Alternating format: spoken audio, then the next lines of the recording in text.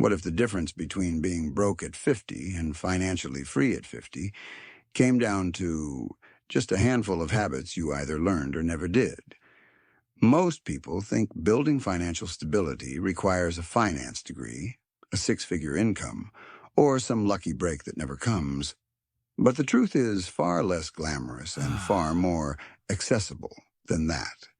The people who end up financially stable for life are usually not the smartest people in the room. They are just the ones who followed a few simple rules consistently while everyone else was improvising.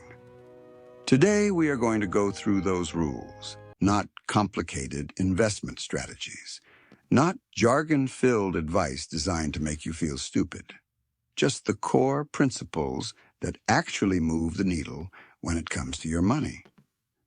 And I promise you, by the end of this video, you are going to look at your finances differently than you did when you clicked on it.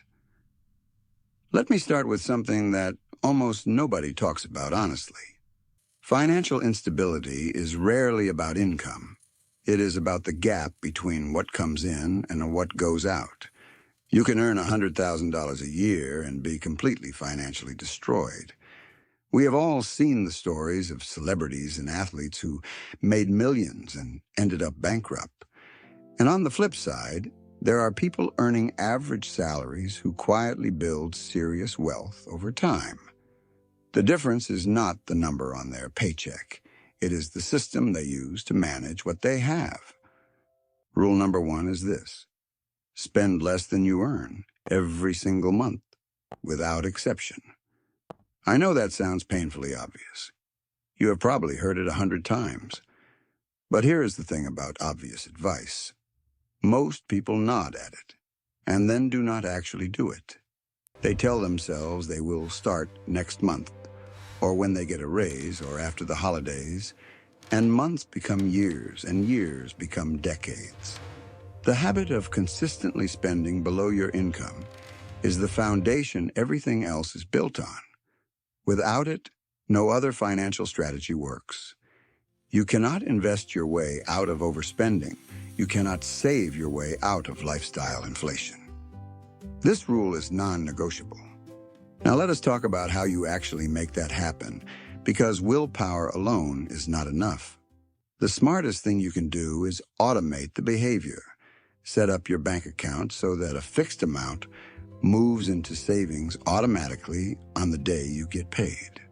Before you ever see it, before you can spend it, it is gone into a separate account. This is called paying yourself first, and it is one of the most powerful shifts you can make in how you handle money. When saving is automatic, you stop relying on discipline to do the right thing. The system does it for you. Rule number 2. Build an emergency fund before you do anything else. This is not exciting. It is not the kind of advice that gets people fired up about investing or growing wealth. But it is arguably the most important financial move you will ever make. An emergency fund is a buffer between your regular life and financial disaster. When your car breaks down, when your hours get cut at work, when an unexpected medical bill lands in your mailbox, that fund is the reason those events stay inconvenient instead of becoming catastrophic. The goal is to have 3 to 6 months of your essential living expenses saved in a liquid, accessible account, not invested in stocks, not tied up in anything complicated, just sitting there, available, waiting for the moment you need it. Most financial stress in everyday life comes not from long-term poverty, but from short-term cash crunches. An emergency fund eliminates those crunches, and once you have it, you will feel an immediate shift in how you carry yourself financially. There is a confidence that comes from knowing you have a cushion. Rule number 3 is to eliminate high-interest debt as fast as humanly possible. I am talking specifically about credit card debt and any other consumer debt that carries double-digit interest rates. Debt at those rates is financially toxic. When you carry a balance on a credit card charging 18 or 20% interest, you are essentially working part-time for for that credit card company. Every dollar you pay in interest is a dollar that could be building your future instead of financing your past mistakes. There are two popular approaches to paying down debt. The first is the avalanche method, where you pay off the highest interest rate debt first. This saves you the most money mathematically. The second is the snowball method, where you pay off the smallest balance first, regardless of interest rate. This gives you quick psychological wins that keep you motivated. Both work. The best one is whichever you will actually stick to. Pick one and attack your debt with focus until it is gone. Rule number 4, know where your money goes. This sounds like a rule about budgeting, and it is, but I want to reframe how you think about it. Budgeting is not about restriction or punishment. It is about intention. When you do not track your spending, your money drifts. It disappears into subscriptions you forgot about, into convenient spending that adds up invisibly, into habits you never consciously chose. Awareness alone changes behavior. People who start tracking their spending almost always find several $100s a month they were wasting without realizing it. You do not need a complicated spreadsheet. You do not need a fancy app, though apps can help. You just need to know what your major spending categories are and whether the amounts in each one align with your actual priorities. Where your money goes is where your values are being expressed, whether you like it or not. Make sure the expression is intentional. Rule number 5, invest early and invest consistently. Once you have the first 4 rules locked in, this is where the real compounding magic begins. Time in the market is more powerful than almost any other financial variable. A person who starts investing at 25 and stops at 35 will often end up with more money at retirement than someone who starts at 35 and invests all the way to 65. That is not intuition. That is mathematics. Compound interest rewards patience and punishes delay. You do not need to pick individual stocks. You do not need to be glued to financial news. The simplest and most effective approach for most people is consistent contributions into a diversified index fund inside a tax-advantaged account like a retirement plan. Set it up, automate the contributions, and then resist the urge to panic sell every time the market dips. The market will always have ups and downs. Your job is to stay in it long enough to benefit from the long-term trajectory. Rule number 6, protect what you build.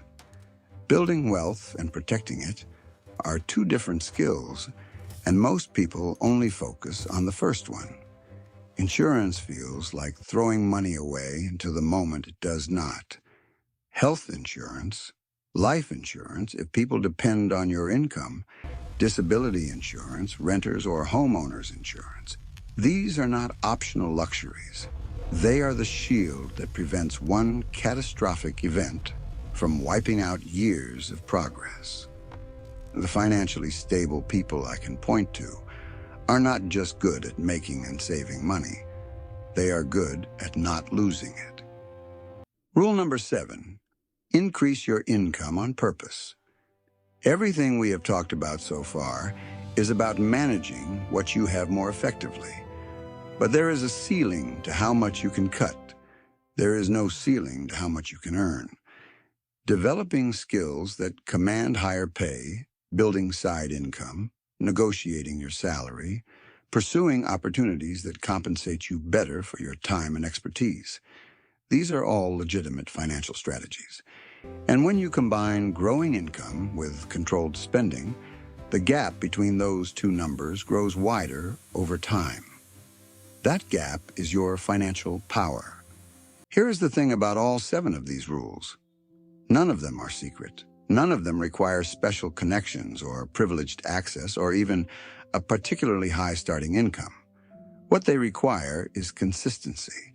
And consistency is hard, Not because the actions are complicated, but because life is constantly tempting you to abandon them.